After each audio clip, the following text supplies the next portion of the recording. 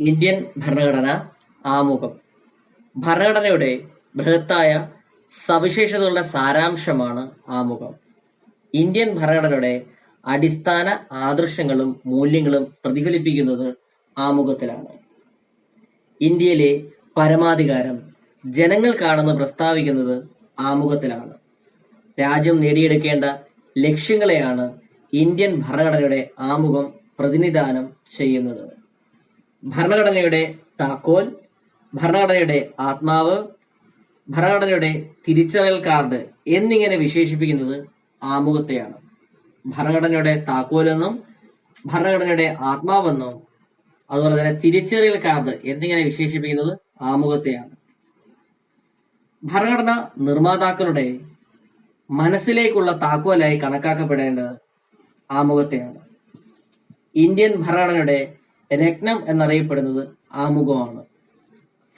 ഏത് രാജ്യത്തു നിന്നാണ് ഇന്ത്യ ആമുഖം കടം കൊണ്ടിരിക്കുന്നത്? USA. ഇന്ത്യൻ ഭരണഘടനയുടെ ആമുഖത്തിന്റെ ശില്പിയാണ് ജവഹർലാൽ നെഹ്റു.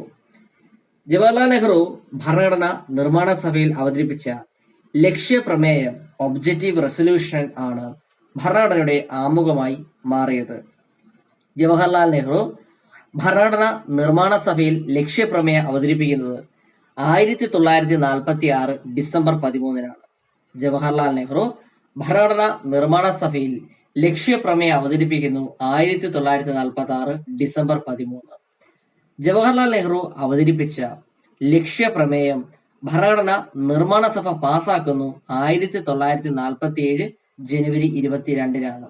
ജവഹർലാൽ നെഹ്റു ഭരണഘടനാ നിർമ്മാണ സഭയിൽ ലക്ഷ്യപ്രമേയം അവതരിപ്പിച്ചത് 1946 ഡിസംബർ 13-നാണ്. എന്നാൽ ഇത് പാസ്സാക്കപ്പെടുന്നത്, ജവഹർലാൽ നെഹ്റു അവതരിപ്പിച്ച ലക്ഷ്യപ്രമേയം ഭരണഘടനാ നിർമ്മാണ സഭ പാസ്സാക്കിയത് അടുത്ത വർഷം 1947 ജനുവരി 22-നാണ്. ഭരണഘടനയ്ക്ക് ഒരു ആമുഖം വേണമെന്ന ആവശ്യം ആദ്യമായി മുന്നോട്ട് വെച്ച വ്യക്തിയാണ് BN റാവു. ഭരണഘടനയ്ക്ക് ഒരു ആമുഖം വേണമെന്ന ആവശ്യം ആദ്യമായി മുന്നോട്ട് വെച്ച വ്യക്തിയാണ് BN റാവു.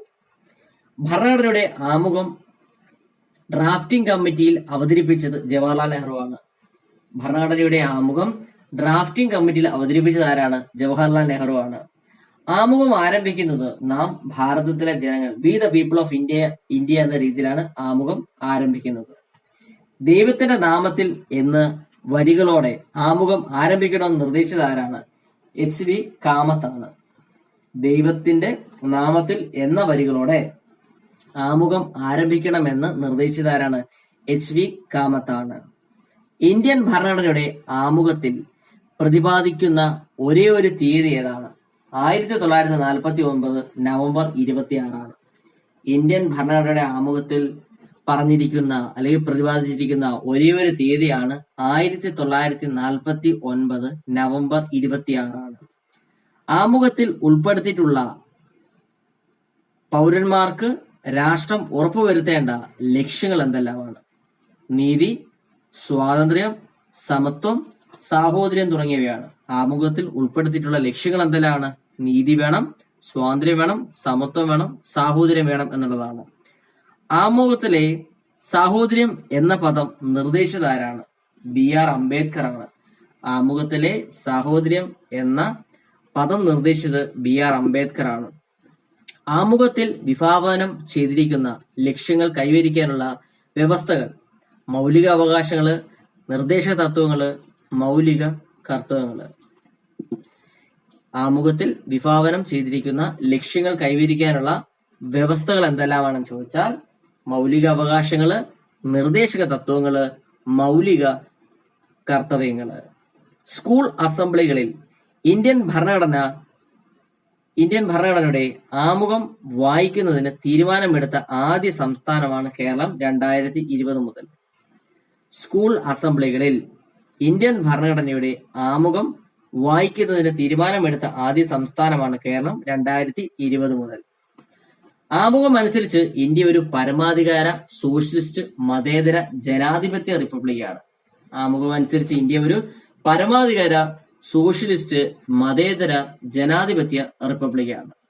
ഭരണഘടന നിലവിൽ വരുന്ന സമയത്ത് ആമുഖം അനുസരിച്ച് ഇന്ത്യ ഒരു പരമാധികാര ജനാധിപത്യ റിപ്പബ്ലിക് ആയിരുന്നു. ആമുഖത്തിലെ ഭേദഗതികൾ എന്തെല്ലാമാണെന്ന് നോക്കാം. ഇന്ത്യൻ ഭരണഘടനയുടെ ആമുഖത്തിൽ ഒരു പ്രാവശ്യം മാത്രമേ ഭേദഗതി വരുത്തിയിട്ടുള്ളൂ. ആമുഖത്തിൽ ഭേദഗതി വരുത്തിയ വർഷം 1976 42ാം ഭേദഗതിയിലൂടെയാണ് രണ്ടാമത്തെ വകുപ്പ്. ഇത് നിലവിൽ വന്നത് 1977 ജനുവരി 3-നുമാണ്. ചെറു ഭരണഘടന അല്ലെങ്കിൽ മിനി കോൺസ്റ്റിറ്റ്യൂഷൻ എന്നറിയപ്പെടുന്ന ഭരണഘടനാ ഭേദഗതിയാണ് 42ാം ഭേദഗതി. പ്രധാന മാറ്റങ്ങൾ: പരമാധികാര ജനാധിപത്യ റിപ്പബ്ലിക് എന്നതിന് പകരം പരമാധികാര സ്ഥിതി സമത്വ മതേതര ജനാധിപത്യ റിപ്പബ്ലിക് എന്നാക്കി. സോഷ്യലിസ്റ്റ്, സ്ഥിതി സമത്വം, സെക്യുലർ മതേതരത്വം എന്നീ വാക്കുകൾ കൂട്ടിച്ചേർത്തു. രാഷ്ട്രത്തിന്റെ ഐക്യം എന്നതിന് പകരം രാഷ്ട്രത്തിന്റെ ഐക്യവും അഖണ്ഡതയും എന്നാക്കി.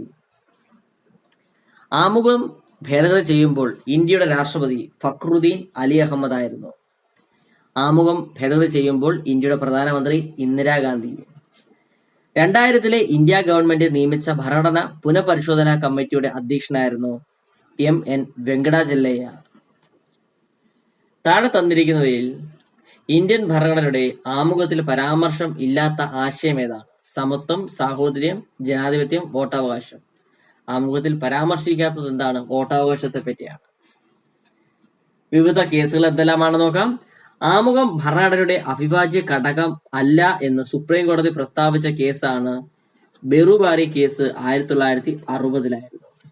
ആമുഖം ഇന്ത്യൻ ഭരണഘടനയുടെ ഭാഗമാണെന്നും അടിസ്ഥാന ഘടന നിലനിർത്തിക്കൊണ്ട് അനുച്ഛേദം 368 ഉപയോഗിച്ച് ഭേദഗതി വരുത്താമെന്നും സുപ്രീം കോടതി പ്രഖ്യാപിച്ചത് ഏത് കേസിലാണ്?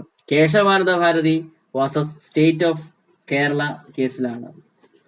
ആമുഖം ഇന്ത്യൻ ഭരണഘടനയുടെ ഭാഗമാണെന്നും അടിസ്ഥാന ഘടന നിലനിർത്തിക്കൊണ്ട് അനുച്ഛേദം 368 ഉപയോഗിച്ച് അതിൽ ഭേദഗതി വരുത്താമെന്നും സുപ്രീം കോടതി പ്രഖ്യാപിച്ചത് ഏത് കേസിലാണ്? Kesavananda Bharati versus state of Kerala കേസാണ്. 1973. ഭരണഘടനയുടെ അടിസ്ഥാന ഘടന, ബേസിക് സ്ട്രക്ചർ എന്ന ആശയം സുപ്രീം കോടതി കൊണ്ടുവന്നത് ഏത് കേസിലാണ്? കേശവാനന്ദ ഭാരതി കേസിലാണ്. ആമുഖം ഭരണഘടനയുടെ ഭാഗമാണെന്ന് സുപ്രീം കോടതി ഒരിക്കൽ കൂടി അസന്ദിഗ്ധമായി പ്രഖ്യാപിച്ച കേസാണ് union of India versus LIC of India എന്ന കേസിൽ. ഉപയോഗശൂന്യമായ വാചാടോപത്തിന്റെ ശേഖരമല്ല ആമുഖം എന്ന് സുപ്രീം കോടതി പ്രസ്താവിച്ച കേസാണ് Adam Prakash versus state of Haryana എന്ന കേസ്. ആമുഖത്തിൽ സൂചിപ്പിച്ചിട്ടുള്ള പ്രധാന പദങ്ങളും അർത്ഥങ്ങളും: പരമാധികാരം, മറ്റൊരു രാജ്യത്തിന്റെയും ആശ്രയത്വത്തിലോ ആധിപത്യത്തിലോ അല്ലാത്ത ഒരു സ്വതന്ത്ര രാഷ്ട്രമാണ് ഇന്ത്യ എന്നതിനെ സൂചിപ്പിക്കാനാണ് പരമാധികാരം എന്ന വാക്ക് ഉപയോഗിച്ചിരിക്കുന്നത്. ഇന്ത്യക്ക് ആഭ്യന്തരമായും ബാഹ്യമായുള്ള പരമാധികാരം ഉണ്ട്. ഒരു പരമാധികാര രാജ്യമായതിനാൽ ഇന്ത്യക്ക് ഒരു വിദേശ രാജ്യത്തിന്റെ പ്രദേശം സ്വന്തമാക്കാനും സ്വന്തം ഭാഗമായിരുന്ന പ്രദേശം മറ്റൊരു രാജ്യത്തിന് വിട്ടുകൊടുക്കാനും സാധിക്കും. ബ്രിട്ടീഷ് ആധിപത്യത്തിനെതിരെ ദേശീയ പ്രസ്ഥാനം ഉയർത്തിയ പൂർണ്ണ സ്വരാജ് എന്ന മുദ്രാവാക്യത്തിന്റെ പ്രാവർത്തിക രൂപമാണ് ഭരണഘടന മുന്നോട്ട് വയ്ക്കുന്ന പരമാധികാരം എന്ന ആശയം. ഇന്ത്യ ഒരു പരമാധികാര രാഷ്ട്രമായത് 1950 ജനുവരി 26-നാണ്. ഐറിഷ് ഭരണഘടനയിൽ നിന്നാണ് പരമാധികാര രാഷ്ട്രം എന്ന പദം എടുത്തിരിക്കുന്നത്. ഐറിഷ് ഭരണഘടനയിൽ നിന്നും. ഒരു രാഷ്ട്രത്തിന്റെ പരമാധികാരം വിഭജനം പുതിയ രാഷ്ട്ര രൂപീകരണത്തിലേക്ക് നയിക്കണമെന്നതിന് ഉദാഹരണമാണ് ഐക്യരാഷ്ട്രസഭയിലെ 193ാമത് അംഗരാജ്യമായ ദക്ഷിണ സുഡാൻ. 2011-ലാണ് സുഡാൻ വിഭജിച്ച് ദക്ഷിണ സുഡാൻ രൂപീകൃതമാവുന്നത്. എന്താണ് സ്ഥിതി സമത്വം അല്ലെങ്കിൽ സോഷ്യലിസ്റ്റ്? രാജ്യത്ത് എല്ലാ പൗരന്മാർക്കും തുല്യത ഉറപ്പുവരുത്തുന്ന സാമൂഹ്യ വ്യവസ്ഥയാണ് സ്ഥിതി സമത്വം അഥവാ സോഷ്യലിസം എന്ന് പറയുന്നത്. പൊതുവെ സോഷ്യലിസം എന്നത് ചരക്കുകളുടെ ഉത്പാദനവും വിതരണവും സ്വകാര്യ സംരംഭകരല്ലാതെ സർക്കാർ തന്നെ നിയന്ത്രിക്കുന്ന തരത്തിലുള്ള ഒരു സാമ്പത്തിക രാഷ്ട്രീയ സംവിധാനമാണ്. എന്നാൽ ഇന്ത്യയിലെ മിശ്ര സമ്പദ് വ്യവസ്ഥയായതിനാൽ പൊതു സ്വകാര്യ മേഖലകളുടെ സംയുക്ത സഹകരണത്തോടെയാണ് ജനാധിപത്യ സ്ഥിതി സമത്വമാണ് നിലവിലുള്ളത്.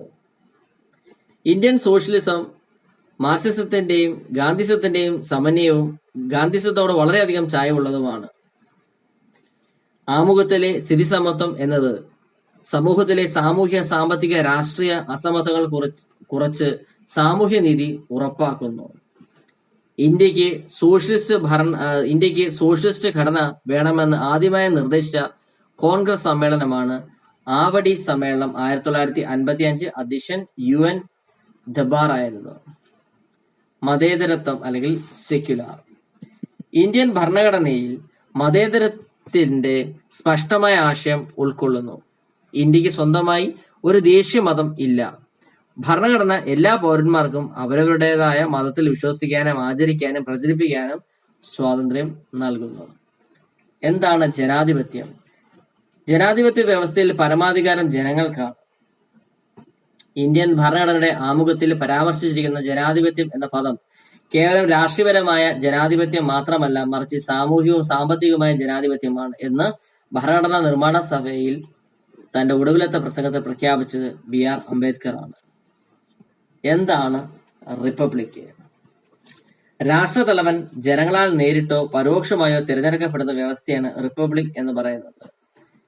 ഇന്ത്യയുടെ രാഷ്ട്രതലവനായ രാഷ്ട്രപതി ജനങ്ങളാൽ പരോക്ഷമായി 5 വർഷ കാലയളവിലേക്ക് തിരഞ്ഞെടുക്കപ്പെടുന്നു. നീതി അല്ലെങ്കിൽ ജസ്റ്റിസ് എന്താണ്? ആമുഖത്തിൽ പരാമർശിച്ചിരിക്കുന്ന 3 തരത്തിലുള്ള നീതികളാണ് സാമൂഹ്യവും സാമ്പത്തികവും രാഷ്ട്രീയവുമായിട്ടുള്ള കാര്യങ്ങൾ. ഈ 3 തരത്തിലുള്ള നീതിയും മൗലിക അവകാശങ്ങൾ, നിർദ്ദേശതത്വങ്ങൾ എന്നിവയിലൂടെ നേടിയെടുക്കാവുന്നതാണ്.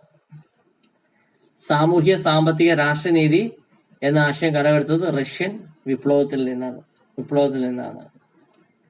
എന്താണ് ലിബർട്ടി അല്ലെങ്കിൽ സ്വാതന്ത്ര്യം? വ്യക്തികളുടെ പ്രവർത്തനങ്ങളിലെ നിയന്ത്രണങ്ങളുടെ അഭാവവും വ്യക്തിത്വ വികസനത്തിനും ഉള്ള അവസര സൃഷ്ടിക്കലുമാണ് സ്വാതന്ത്ര്യം എന്നുകൊണ്ട് ഉദ്ദേശിക്കുന്നത്. ചിന്തയ്ക്കും ആശയപ്രകടനത്തിനും വിശ്വാസത്തിനും മതനിഷ്ഠയ്ക്കും ആരാധനയ്ക്കുമുള്ള സ്വാതന്ത്ര്യം ഇന്ത്യയിലെ പൗരന്മാർക്ക് ആമുഖം ഉറപ്പു നൽകുന്നു. എന്നാൽ സ്വാതന്ത്ര്യം എന്നത് ഒരു പൗരന് എന്തും ചെയ്യാനുള്ള ലൈസൻസ് അല്ല എന്നും ഭരണഘടനയുടെ പരിമിതിക്കുള്ളിൽ നിന്ന് മാത്രം ലഭിക്കുന്ന ഒന്നാണെന്നും കൂടി പരാമർശിച്ചിട്ടുണ്ട്. എന്താണ് സമത്വം അല്ലെങ്കിൽ ഇക്വാളിറ്റി? ഏതെങ്കിലും ഒരു വിഭാഗത്തിന് പ്രത്യേക പരിഗണന നൽകാതെ സമൂഹത്തിലെ എല്ലാ വ്യക്തികൾക്കും മിതമായ അവസരങ്ങൾ വിവേചനമില്ലാതെ നൽകുക എന്നതാണ് സമത്വം എന്ന പദം കൊണ്ട് ഉദ്ദേശിക്കുന്നത്. പദവിയിലും അവസരത്തിലുമുള്ള സമത്വമാണ് ആമുഖത്തിൽ പരാമർശിച്ചിട്ടുള്ളത്. എന്താണ് സാഹോദര്യം അല്ലെങ്കിൽ ഫ്രറ്റേർണിറ്റി എന്ന് പറയുന്നത്? സാഹോദര്യബോധം എന്ന തത്വമാണ് സാഹോദര്യം എന്ന പദം കൊണ്ട് അർത്ഥമാക്കുന്നത്. ഏകപൗരത്വം എന്ന ആശയത്തിലൂടെയാണ് ഭരണഘടനാ സാഹോദര്യം എന്ന വികാരം പ്രോത്സാഹിപ്പിക്കുന്നത്. വ്യക്തിയുടെ അന്തസ്സും രാഷ്ട്രത്തിന്റെ ഐക്യവും അഖണ്ഡതയും ഉറപ്പുവരുത്തിക്കൊണ്ട് സാഹോദര്യം പുലർത്താൻ ആമുഖത്തിൽ നിർദ്ദേശിച്ചിരിക്കുന്നു. സ്വാതന്ത്ര്യം, സമത്വം, സാഹോദര്യം എന്നീ ആശയങ്ങൾ ഇന്ത്യൻ ഭരണഘടന കടമെടുത്തിരിക്കുന്നത് ഫ്രഞ്ച് വിപ്ലവത്തിൽ നിന്നാണ്. വി ദ പീപ്പിൾ എന്ന പുസ്തകം രചിച്ചത് നാനി പൽക്കിവാലയാണ്. ആമുഖത്തിന്റെ സവിശേഷതകൾ നോക്കാം. ഇന്ത്യയുടെ രാഷ്ട്രീയ ജാതകം എന്ന ആമുഖത്തെ വിശേഷിപ്പിച്ചത് KN മുൻഷിയാണ്. ഇന്ത്യയുടെ രാഷ്ട്രീയ ജാതകം എന്ന് ആമുഖത്തെ വിശേഷിപ്പിച്ചത് KN മുൻഷിയാണ്. ഭരണഘടനയുടെ തിരിച്ചറിയൽ കാർഡ് ഭരണഘടനയുടെ തിരിച്ചറിയൽ കാർഡ് എന്ന ആമുഖത്തെ വിശേഷിപ്പിച്ചത്